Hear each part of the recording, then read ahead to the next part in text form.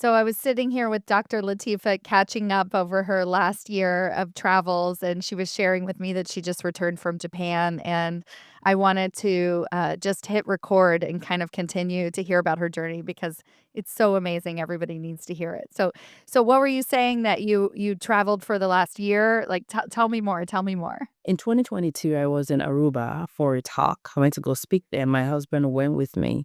And we found out that most people in Aruba speak multiple languages. And we just had a moment where it was a thought. And I think it was a thought that God just like planted as a seed. And the thought was, what would happen imagine if our kids could experience this immersion for 6 months? But at that time, I was an employed physician. I was W-2. And doctors, we don't do that kind of stuff. Right. We don't go to places for 6 months. So I was like, dreamland, let's back to life, right? And then, it's about a couple months later, like 3 months later, my husband was like, oh, that thing we talked about, I'm ready. And I'm like, what thing we talked about? Is like about potentially leaving and traveling for months. I was like, I thought we were joking. We can't even joke in this family. And, that became like the seed. And we just sat on it for a couple more months, prayed about it, and it was very clear in my mind. I felt the strong nudge that it was what I was supposed to do. And of course, it wasn't easy deciding because it's scary. It's something, people have like their dream bucket list. It was never like quit my job was not on. I was not burned out as a physician. I would be happy, forever in that. Being a doctor, I had the money school for physicians, so my life was good. I have a great community. There was nothing I was running away from. But I think that many times people think that we have to be running away from something to move. But other times you just need to be pulled towards something else. So we did in 2023. So about 6 months after this conversation, we ended up, I quit my job and we took our three kids. They were 5 to 10 at that time out of school, and we traveled around the world. We did 20 or 21 countries in a year, and came back last year. And at that point, the beautiful part about unplugging from life in many ways, I was still coaching my women from around, wherever I was. I was in, Asia, Europe, Africa, like different continents. And I just kept on doing that part. But I was doing probably 10% of what I normally do in my life, which was Hmm. huge for a physician. And it was the best decision. Like when I think on my like counting wise, one of the best 5 decisions that I've made in my entire life was to quit my job, travel the world. It changed us. It was hard because I've never unplugged like many people were working so much. We maybe take a week off. But what I found was that after it took 6 weeks for me to actually defrost, I had to get past all the thoughts in my head of like, you're lazy, you're disappointing people. How can you be so skilled and take out? But I knew that if I got through that mind drama, that I was going to get into a room that I'd never gotten to before. And that's exactly what happened. 6 weeks later, I was like, wow, this is what it feels to be defrosted and rest. Yeah. And it grew our roots in ways that we still benefit in front. Unbelievable. Yeah, it's absolutely amazing. And you talk about being drawn and sort of, I encourage you, we'll link to the podcast episode that I did with her before this, I guess. It must have been because we did not talk about this journey. So, and I wasn't interviewing you in Africa. So this is amazing. And go back and listen to it. But, a lot of the seeds that she's talking about were definitely planted back then. And, I want to dig into more aspects of what you just shared, but I just thought it was so important. We were having this conversation backstage to just record it and make sure that people really heard, about the magnificence that she's created in the past couple of years and probably long before that as well. Um, I'm gonna give a little bit of a more formal, introduction to you, Dr. Latifat, so that people kinda know a little bit more about what you're talking about. Dr. Latifat is a GI doc, certified life coach, and the founder of the Money Coaching School for Badass Women Physicians.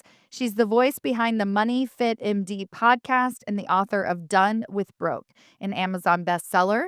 Her mission: to help women physicians achieve financial liberation, grow their net worth, and build rich, impactful lives without burning out.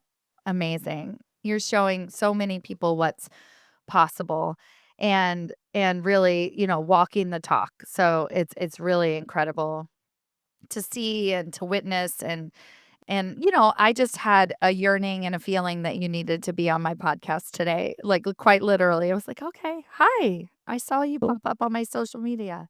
How's it going? I'm glad Let's I chat." popped up. I'm glad I did. It's good to see Exactly. you. Exactly.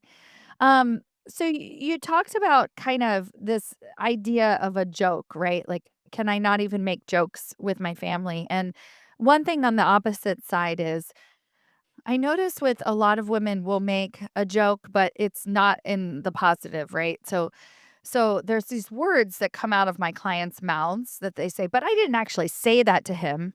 I didn't actually say that out loud. And it's funny that you called it a joke because anything that we put out into the world is real, right? It's absolutely real. And so I tell them if you're telling it to me right now, even if you didn't say this to him, maybe you were completely silent, kept your mouth shut, they can feel it, right? So the other person can feel our energy. And also the universe, of course, can tell like the direction that we're going with all the words that we speak out loud. And so I use these as moments as investigation. So I'm like, "No, no, no, no, let's talk about that feeling that you have about your boss," or whatever that might be. Like, we need to get to the bottom of this because even though you didn't say it out loud, it's there, it's real, it's how you're feeling, and it's worth exploring. So, what do you think about that when I say No. these thoughts and everything they don't become reality, they are real? Absolutely. I mean, our words are powerful. And the part that I was telling my husband about the joke is because my husband is cool, calm, and collected. When it comes to him and I, people think more quiet. However, people don't understand that is like one of the forces that pushes me to do things. Like if I don't want to do it, I better not tell him. The moment it's out of my mouth, it's like, but you said you were gonna write a book. You said you were gonna write your second book. Like you said you wanted to go talk. You were invited to come speak. You don't want to leave us, go do it. So that's why I mean, like, I cannot even be like an underachiever with you. Yeah. Oh, I love and I that. and I love that because his goal is like when we stand before God, I don't ever want to be the reason why you did not become all that you were created to be. And I really, really appreciate that about our relationship. But I 100% agree with you. But also, I think we underestimate how much shows up on our face. Oh, yeah, exactly. I'm like, they can tell, right? They can Yeah. tell. They Yeah. can tell. My daughter, we're talking about kids earlier. My oldest one is 12. Sometimes I tell her exactly what she's thinking. And she's like, how do you know? I'm like, child, I usually say, I'm your mother. But the truth is, it is showing up. So it affects everything that we, that we respond. Like it's not just about the words, it's about the attitude you're giving someone. It's like there is a difference between a full stop and a comma. The words, the trend, like whether it goes up, flat, or down at the end matters. And all of that is a reflection of the underlying thoughts that you have. So to think that our thoughts are not showing up in our words, even if it's not those direct words directly, is us just like, being trying to be ignorant of the Yeah. truth that Yeah. exists. Yeah, Absolutely. exactly. So I can really feel your energy and your words behind your words even since you returned from this journey. We talked about the journey itself, but then there's the journey after the journey and I remember coming back from my spiritual journey to India and traveling and I felt like a even bigger culture shock coming back to the United States after traveling through India and really being kind of like taken aback by some of the ways and the behavior and the life that I had set up prior to going. And I was like, wow, all of this is very unnecessary. And some of the struggles that I had created in my life prior to that journey became very clear. So I'm curious for you, what has the aftermath been since you returned? And what are some of the changes perhaps that you've made in your life as a result? Absolutely. I mean, to be honest with you, that it was so transformative because there was a time together as a family doing nothing. Literally, we would, the kids would homeschool for a couple of hours. We may spend hours at the beach, figure out what to eat. I would, go walking every day before they wake up. I would explore different cities and find coffee everywhere. I would pray without rushing, being able to like, meditate, read my Bible. All of that stuff was so enriching that I described the experience as deepening of our roots. Deepening of our roots. Like, there's the many people want to grow up. There are two layers, ways you can grow. You can grow up and you can grow deeper. So there's the part that's like, but above the surface and beneath the surface. And I truly felt like we grew a lot beneath the surface. Our roots got deeper. And when we came back, what we had decided before was we've always decided that we were different, that we were going to be different. We don't, as some of that teaches about money, people talk about the American dream. We don't believe in the traditional American dream. We believe that that traditional American dream, the whole white picket fence and all of that, keeps you who broke. Most people are living paycheck to paycheck, stuck to their job, hate their job. Why would I want to have that dream? So we've decided a long time ago that was, I actually don't, I tell my clients the traditional taught American dream leads to debt and being stuck. And so why would I want to be a part of being stuck and trapped? But when we came back, we decided that that was still our MO, but also the whole idea of like overscheduling, overactivity, overconsumption, overindulgence, we just don't think it's helpful long term. So, but those were things that we believed before, but we just believed then deeper. And I would say that we just gave a little less crap about what people think about us, which means that you just can be your true authentic self and let people like you or not like you. It's kindness to let people decide to not like you if that's what they're going to do, but you don't try to manipulate. So we're more grounded in who we are. Our kids are more grounded in who we are. So that was that. I will say a trip like that does cost money, right? So I'm grateful that our finances were set up in a way that we could do that. But as someone that loves investing, I love investing in assets. I truly believe that our life is an asset. So the trip was an asset in our life, our memory. But I also like buying tangible assets. So I could not wait to get back and like just like buy all the tangible assets in terms of like property and all that. But when we came, there was a lot of things that happened in 2024. Within a couple of weeks of getting back, unfortunately, we lost my mother-in-law Mm, suddenly. mm. She was not sick. She was not unwell. My husband literally texted her at night because she was based in Nigeria, different time zone, and said, I'll call you in the morning. And we got a call waking us up that she died. She was not unwell. She just literally, she Wow. was unwell for 2 hours and died that quick. So we came back, got home 2 weeks later, that happened. So we had to travel back to Nigeria, which was unplanned. The kids were starting a new school. I decided that I did not want to be W-2 anymore, that I wanted to practice medicine per diem at a level that would allow me to do the other things that are just as important that I'm called to do in my life. So there were lots of transitions that was happening. There was also some other stuff about like our real estate that was also coming up. So there was a lot that was thrown at us. Literally at a point, I told my husband that I almost had a visual of us being in a dome. We're covered, by God.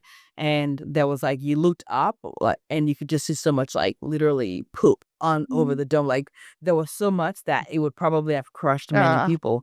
But the deepening of our roots, our anchoring ourselves in who we are in faith, in our belief, all of that helped us so much. And one more thing, the new school that my kids started, they like literally we got in and within 2 weeks, they had like two major racist, overtly racist events. So mhm. there was a lot within a short amount of time that was Wow. thrown at us. But we did, it was like, you looked like, oh my goodness, that's a lot. But we're doing great. And the reason why we're doing great is because Oh, we're so anchored.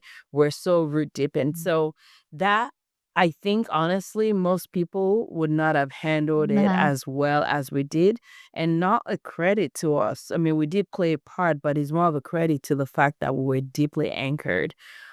So that was some of the changes that happened when we came back. With the money school, we still continue to impact people, but again, people are just getting a more true, a more authentic version of us wherever we are. So our kids are different, we are different, and our goal is um to continue to help other people also live their own best life. And that my newest book, Power to Choose, came out literally earlier this month, and all of that is all a part of this. The Power to Choose was a story that, a book, not a story, that came out of the idea that so many people are living a trapped life, feeling Right. trapped in their life. People are like, oh, and as a physician and a coach, I get to hear a lot of stories. I'm going to suffer through this trapped life so that I can make it to age 65, retire, and then be free. But many times things happen after 65. People get sick. Your relationships are different. You've lost relationships. The mission that you were supposed to accomplish in this world for 65 years left undone because you could not even come up for air. And Uh-huh. so, what it is really is a guide. It's called the Woman Physician's Guide to Financial Liberation and Life on Your Terms, because I really give the guide to how people don't have to wait till 65 to live the life that they're meant to live. It's not about having a pile of money, it's about having money, but there's strategic ways, both internal and external tools that are required in order for you to really understand that you can live a life by choice now. And in my opinion, that is not just about you, it's a gift to the world, because a world that does not get to experience you in your truest form, you with all the things, the impact that you're supposed to have made, I think it's a world that's like has a void in it because you are Right. not there Yeah. fully and truly. Sometimes with my business, I'll play a game and it works against me. I'll tell you why, because I'll do this game where I say, what if that thing didn't exist? Right. So, like this group program, or, what if I didn't do sales calls? What if I didn't have a podcast? Like, what would happen to my business? Like, would I still have a business? Would I still be impacting women? Would I still be like all, whatever? Would I still have a family? Like anything. Right. And I just do it as a mental exercise, but it's also a little bit of as like a priority checklist. It's usually facilitated actually by my husband who's trying to get me to have, instead of having 9 priorities, he's like, pick one. If you had to pick one, what's the one thing, right? And so usually it'll open up a conversation around these idea of what ifs. And when I say it backfires, a lot of times it results in either and I say backfire, it results in writing a new book or letting something go that's no longer serving me, right? And so both are kind of backfires like, oh, it results in a choice, right? And now I have to make this choice and I'm leaning into this choice. I'm curious from you if you have any sort of exercises like that. This is my favorite. It's a mental game, but it always comes out with something that was incredibly unexpected when I do it. Yeah, that sounds fun, and I love it. It's almost a practice of detachment, which I Yeah. think is good. For me, I mean, I'm a Christian. My activities, and I know you have a diverse audience, but I'll share what I do Yes. from my perspective. But like, Mm. I believe strongly that the bigger the mountain you're supposed to climb, the deeper the equipping that you Mm. have to have. Uh-huh. And that is things like rest, but it's also like in your faith.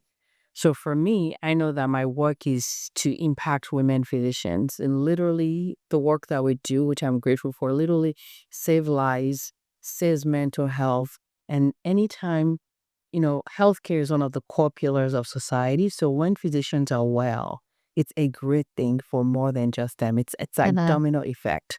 So in order to do the work that I know that I'm here to do, I have to make sure that I take care of myself. Uh-huh. And part of taking care of myself is my mental health, my relational health, my financial health, but also my spiritual health. So I don't know if we talked about this. My husband and I, we host a call Uh-huh. every Mondays through Saturdays at 5:30 a.m. Pacific time. We host a prayer call on Zoom. So we have people join from around the world. And if I don't do this, I probably will feel constipated Uh-huh. because that's how high maintenance I am. That's how much Mhm. I need, right? Mhm. If I don't do this, I get cloudy in my thoughts. But the reason why that's important is it gives me perspective where nothing like in my life, my priority is number one is God, number two is my husband, number three, my kids, my family, and everything else comes after that, right? But it has to, I cannot let, and as someone that talks about money and relationship with money, many times what we would do is we would trade a bad relationship for another bad relationship. Uh-huh. So to make sure that I stay grounded, that I don't worship money, that I don't think money is my source, because it really is not. It's a tool that we all get to use. I have to stay grounded in my faith, and that is by praying every day. And that really does help me reprioritize, rest in. Coaching is also important to me. And whether that's formal coaching or like hanging out with my friends that are coaches that have no problems calling out the stuff, like Mhm. Latifat, you're blah, blah, blah. But without all of those, I could not be well. And, regardless of what part people are in the political climate right now, there's a lot that's going on. There's a lot that's going on in our world. There's inflation that's going on. There's tariffs and the impact on finances and lives and all of that. There's people, I've been getting fired, not just right now, but like for the past couple of years. Like if you turn on any news at all, there's so much tragedy and sadness going Mhm. on in the world. And so it is important that people are well. And in order to be well, it has to be bigger than you. And so for me, like my faith, especially as an empath, I Uh-huh. empathize. People find it funny, but like I have this memories of me as a young girl. I grew up in Nigeria, and there were times when there was stuff happening, like riots and stuff. And I would literally sit down and cry. I cry hard because I'm like, what would happen if my something happened to one of my siblings? Uh-huh. Like that's me. I feel people's emotions, right? And so with the sadness going on in the world, if it was left to my own abilities, I literally would dig a hole in the ground and go hide in it with like hair pods and like something to cover my head so I can just hide from the Uh-huh. emotions of the world. So for me to be able to do the work that I do, I need to be anchored into to someone more powerful, more potent than me. And for me, that is God. And so without that, I would be cranky, crappy, crummy, unhelpful. I Mhm. would be an emotional mess. I'd probably be on a bunch of meds, and I would definitely not be as impactful as I am and as I'm Yeah, going to be. yeah, yeah. So when you have, a client, somebody in your group who is sort of in it, right? So they didn't have the year off or whatever, not it certainly isn't off. It's like, yeah, it's experiencing. But the year or they're not necessarily taking them care of themselves. They're a women physician who is almost burned out already. And then they experience something like a layoff or something that feels almost like too much to handle. So, how do you work with those women to kind of figure figure out what's next and to kind of find their way into the next path forward? Absolutely. I usually love it if they're already in my orbit before that Yeah, that happens. helps, And I right? say that Yeah. because I see a huge difference between the outcome. And I'm glad you mentioned that because literally the book, The Power to Choose, is the recipe that I shared in there is exactly because of what you said right now. And I'll give you some examples of women that I've worked with. So, for example, one of a woman comes to mind who amazing physician, Native American. There aren't too many Native American doctors, well trained, professional, all of that stuff. I know her training. She's excellent. Went out on maternity leave. And while she was gone, she worked in a native clinic. While she was gone, the staffing at the clinic changed. So the leadership changed. So now she came into a new leader that Mhm. didn't know her work ethic, professionalism, none of that. And essentially, after she came back, very soon after, they on imaging, they found something that needed to be taken care of. So this was a medical urgency that she needed to go take care of. And she asked for time to go take care of that. And Mhm. it was declined. Mm. It wasn't just declined, but she was actually fired. Unfortunately, she could not do anything legal to them because it's a Mhm. federal facility.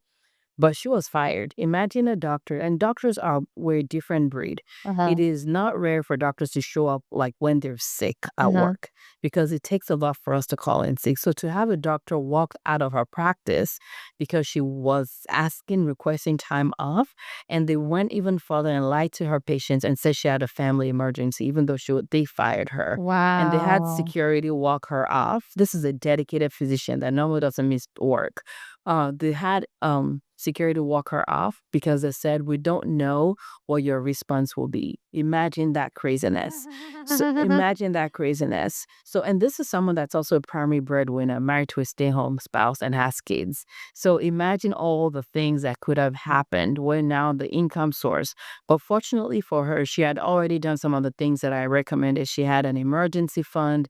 She knew where her money was going. She had invested in the boring stock market And so when this happened, I remember I told her one thing. I said, what would need to have happened in your life a year or 2 years from now that would make you see the person that fired you and you would go, thank you so much for letting me go. That was the best thing that ever happened to me. And so we give her time to grieve because you do want to grieve, but you don't want to grieve without hope. We want to grieve like every emotion, most emotions. I was going to say every, not every. Most emotions can actually be a tool, can be a flow. Uh-huh. So your anger can be a flow to push you forward. It's not one that you want to use forever, but it can Uh-huh. actually help you get some momentum.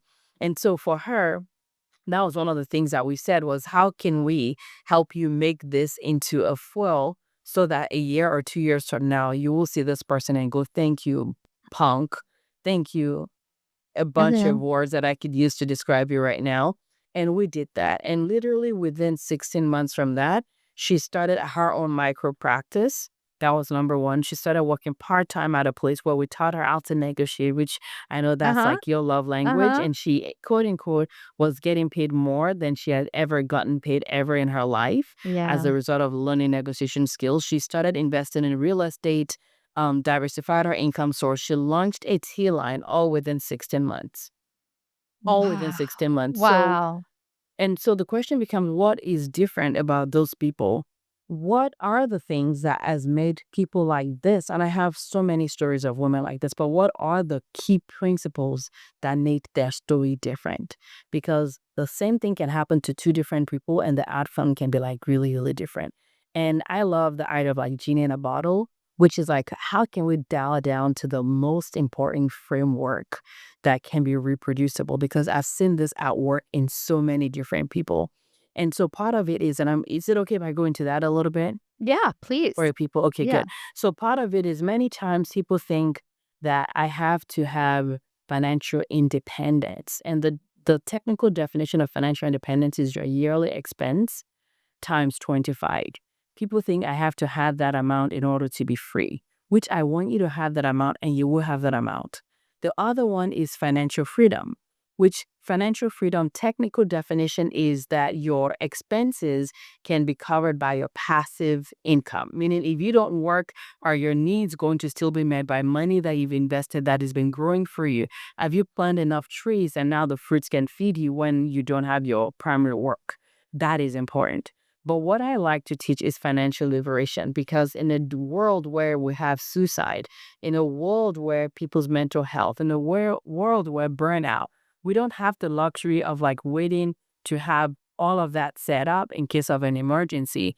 And what I don't want is for anybody to ever feel trapped or hopeless in their life because hopelessness is the worst thing ever. Uh-huh. Okay. So number one is you want to know where your money is going. And I share more details on the Power to Choose. It's on Amazon. I'm happy to share the link so that people Yeah. can find it easily. But one of it is you have to know where your money is going right now, this moment. And before our talk, I actually did a teaching that is Uh-huh. going to be going on my YouTube and my podcast about a typical physician income and how it doesn't take a lot for people to meet paycheck to paycheck. And I know that your audience are not necessarily all physicians, but that applies to everybody, right? So it's a matter of like, where is your money going on right now? The mistake people make is they look at the categories and they're like, but I'm not even splurging. And my Uh-huh. $150,000, my $200,000, my $500,000, my $1 million feels like it has legs and it's walking out of my bank account, Uh-huh. right? And the reason why is most people look at the categories, but they're not actually looking at the numbers behind them. So of course you want to spend on childcare. Of course you want to spend on food. Of Mhm. course transportation. Of course rent and mortgage. But how much are you actually spending on this stuff? And I'm Uh-huh. not a fan of. I actually don't even like traditional budgeting. Uh-huh. I'm not a fan of like frugality or like being cheap. I don't celebrate the lowest month spent Mhm. ever because I don't Mhm. think those are actually well-minded Mhm. things. Yeah. But it's a matter of like if you're someone that wants to prioritize not being trapped, always having the ability to choose, you have to look at your expenses in relation or relative to your own goals. And if your goal is freedom, then every expense is like, is this for my freedom Uh-huh. or taken away from my freedom? Right. Right? So when Right. you look at that, you start to look at child care differently. You're like, if I have a good option of like $1,000 or another good option for 1,500, what delta, if that 500 can go towards our planting for our freedom, Mhm. it becomes more Right, exciting, right, right, right? right. So it's being intentional about where your money is going in alignment with the things that matter to you. Mhm. And if freedom does not matter to you, that's okay. But don't be surprised if you're trapped because Right, you've right. decided that freedom is not important to you. So that's number one. You know, the emergency funds, that is definitely important. And I go into details about how I define emergency funds, how many months people should have, quote unquote, should have. It's recommended and would be helpful. But also, when it comes to how to calculate that emergency fund, usually people are like, oh, how much am I spending? And now they're like, okay, if they have not done the number one thing that I was talking about and they're spending all of their income, they assume that they need to have their income times six. And Right, that's not the case. You don't need right. to have your income times six to have your emergency fund. You want to have your expenses. And I define those in three different categories: your minimum viable expenses, your comfortable expenses, and they're like your bougie expenses, Uh-huh, which, right, well, we have that step by step. What you need to be free and not tapped is your critical ones. uh-huh. That is what I define as a minimum viable expense: your shelter, your food, your leaned in expenses. And when you have that, you realize that you don't have to be afraid to speak your mind at work. You don't have to be afraid to Right, negotiate. You don't have right. to be afraid to like have conversations with your spouse because you're afraid of losing even their income if you guys disagree, which is a problem that I find for so many badass women physicians, and not just physicians, but like women in general, where we're in relationships, but we're afraid of money conversations. We're afraid of disagreement because we don't understand that money conversations is not actually what causes fights. It's Mhm. avoiding money conversations earlier is what actually Right, leads to fight right, and divorce. right. So Yeah, because as I'm listening to you, I can see even the planning process, like even before you have all of this set up perfectly, right? That you just thinking about it, having the conversations ahead of time are part of the mental health that is going to allow you to have that freedom. And you can have that freedom even before all the numbers match and you have the technical freedom, right? And so I think that's what you mean too absolutely. by like when somebody is in your world and in your group or whatever ahead of time, it's really, really helpful because they've already started these conversations or at least started thinking about it and what that would look like. So that's really Absolutely. incredible. Yeah. And all of that works to improve and increase their trust in themselves. Right. Because if you think about it, the reason you knew for a fact that no matter what happens, you'll be okay. You'll be less afraid. Mhm. So all of this, doing the work of looking at your numbers, your finances, investing in simple ways that work, understanding that there's something that I talk about in How to Choose called unfair advantage. I did not make that word up. There's actually a book called The Unfair Advantage that I recommend if your audience wants to check it out. And, it's a play on privilege, if I Uh-huh. may, because privilege is a word that gets a lot of bad rap. And I don't think it should be that way. I think that we all have a privilege. The problem is when you have privilege plus scarcity, then you're hoarding it and you don't want Mm. anybody else to access what you have. But when we understand that we have unfair advantages, sometimes they're internal. There are things that you did not necessarily do, but it's just something that is placed you in a place of an advantage. Uh-huh. It could be the color of your skin. It could be Uh-huh. where you're positioned. It could be the kind of family you are. It could be who you are. For example, a lot of your audience are boss ladies. Their unfair advantage is that they're bosses. Mhm. They figured out solutions to problems. Not everybody can Mhm. say that. So Right, there's right. already evidence that they are resourceful and can do stuff. So even that by itself, it's like no matter what comes up, like who you already are is an unfair advantage that you can now use. And again, I point out the part about scarcity with that because if maybe, for example, we are in Nigeria, my unfair advantage is I'm Nigerian.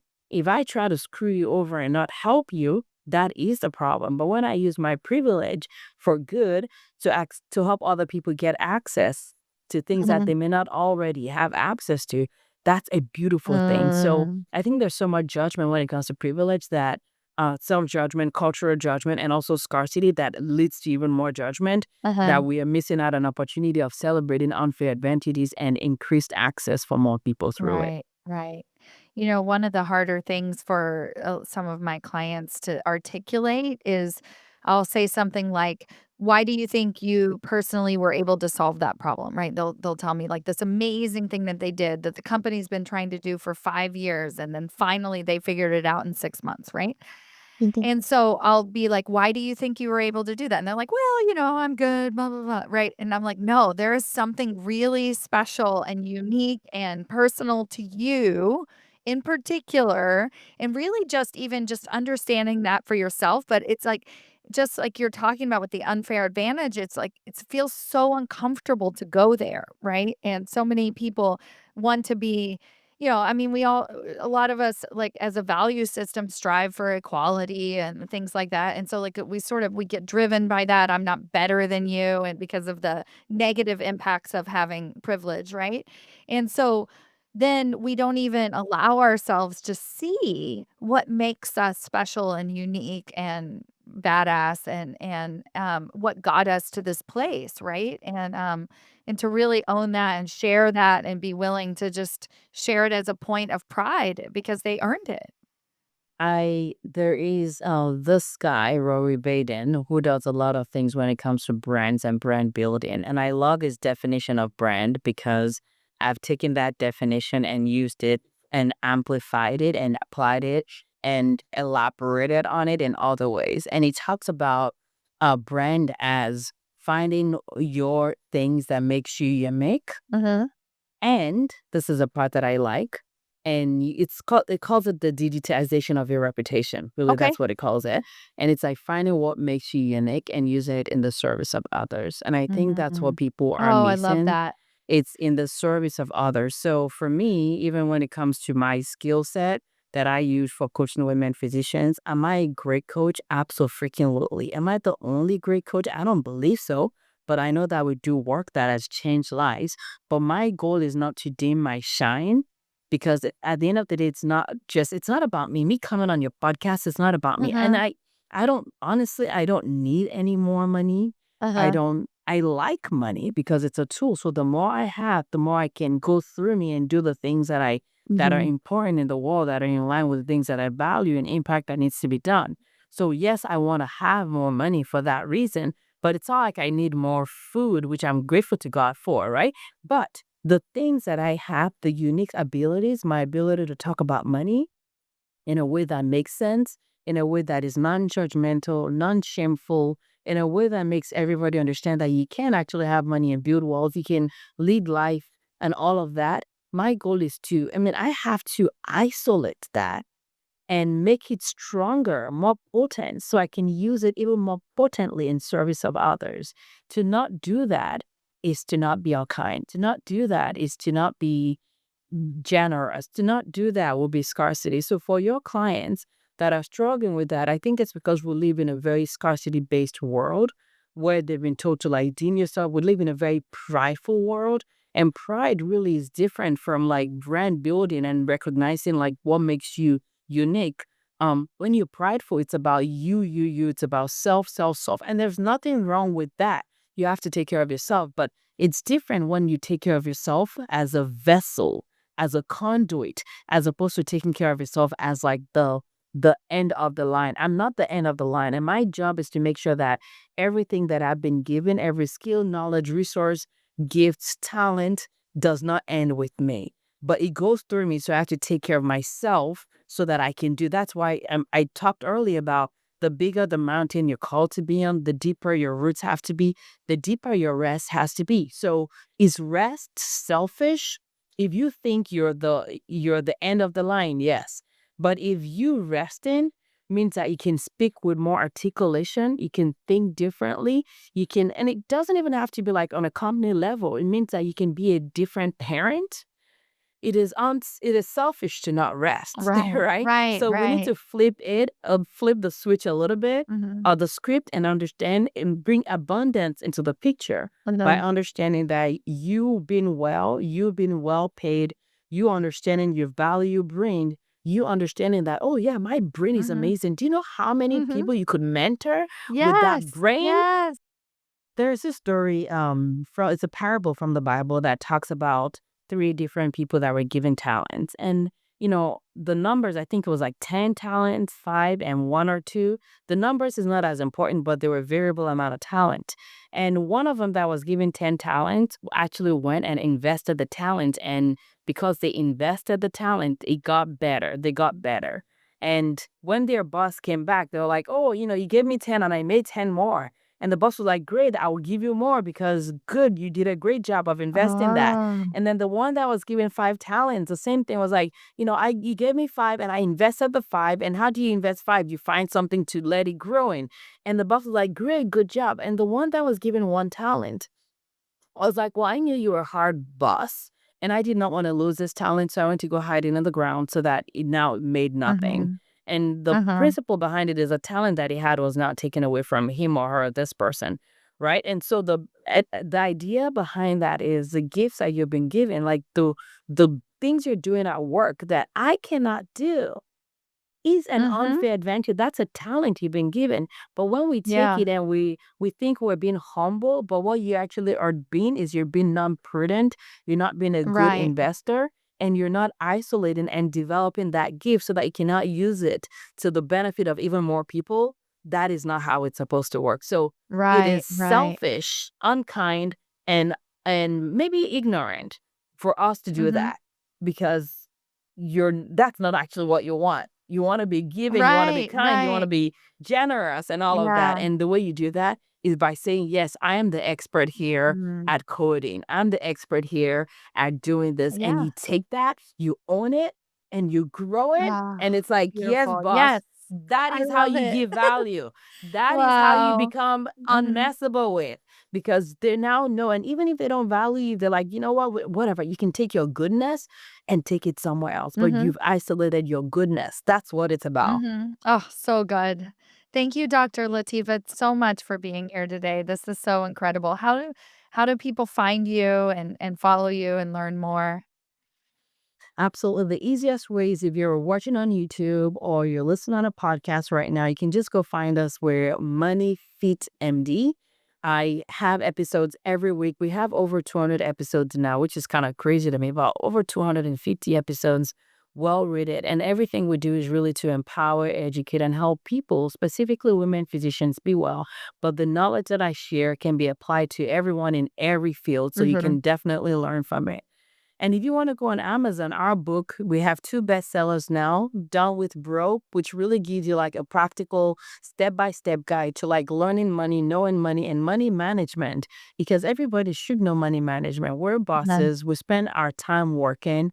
If you don't learn how to manage the money you're earning, it's literally like not eating, like leaving the main course and not enjoying it. Because when you manage your money, it's part of like rewarding yourself for the work that you've done. And our second one is called The Power to Choose, also on Amazon, also a bestseller. And the feedback that I've been hearing has been amazing. And I really, really believe that it will help your audience so Yeah, deeply. absolutely.